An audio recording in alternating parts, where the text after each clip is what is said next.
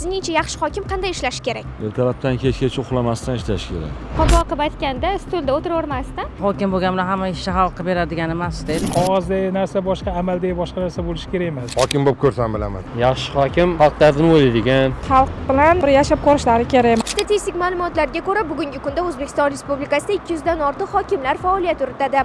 Ularning vazifalari va maqsadlari esa bir xil. Har biri xalq bilan ochiq va haqqoniy tarzda faoliyat yuritishi lozimdir.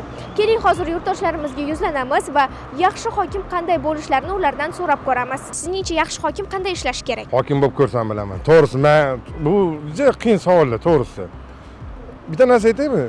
Vijdon bilan, insof bilan, iymon bilan ishlash kerak. Bo'ldi, boshqa gap yo'q. U qani bunaqa qilish kerak, bunaqa qilish kerak darajada beradigan darajaga maslahat bera olmayman, to'g'risi. Millatning dardlariga darmon bo'lmoq vazifangizdir. Mana shunday bo'lish kerak. Fidoyilik, qalbida fidoyilik bo'lishi kerak. Xalqqa, yurtga. Qog'ozdagi narsa boshqa, amaldagi boshqa narsa bo'lishi kerak emas. Kelgan fuqarolarni qabul qilish kerak. O'sha o'rinbosari bormi, boshqasi bormi, hammasi xalqning dardini o'sha joyda xalqqa berish kerak-da. Xalq sarson sargardon bo'lish kerak emas. Yaxshilarni amalga oshirish kerak deyman, nima deyish kerak? Hokimlar oldin yaxshi hokimni saylash kerak oldin. Ertalabdan kechgacha uxlamasdan ishlash kerak.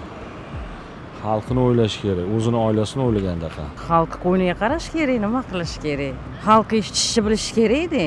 Endi hokim bo'lganlar hamma ishni xalqqa beradigan emas-da lekin. Xalq yo'lida ishlash kerak, to'g'ri ishlash kerak. ko'proq xalq bilan muloqotda bo'lish kerak. Chunki hozirgi vaqtda ijtimoiy himoyaga muhtoj bo'lgan oilalar juda ham ko'p.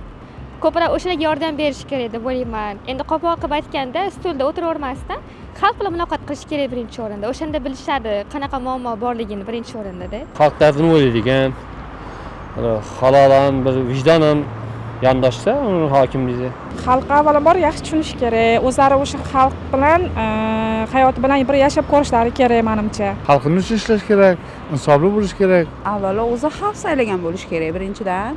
Ikkinchidan doimo shu xalqni o'ylab ish qilish kerak. O'rnak olsa bo'ladigan hokimlar deb kimlarni ayta olasiz? Ko'rsayib qolishmasin ularga. Toshkent shahar hokimini aytsa bo'ladi, keyin Sirdaryo viloyati hokimi Erkinjon Turdimovni aytsa bo'ladi, Navoiy viloyati hokimi Turshunovni aytsa bo'ladi. Oldingi hokimimiz bor edi-yu. Jahongir. Jahongirdan o'rnak olsa bo'ladi. Ko'p yoshli o'sha boy yigitdan o'rnak olsa, yaxshi yo'llarni ko'rsatayotgan, sof, vijdonli yigit. Lekin uzoqroq ishlayotganlari shu relsdan chiqmay ishlayapti-da.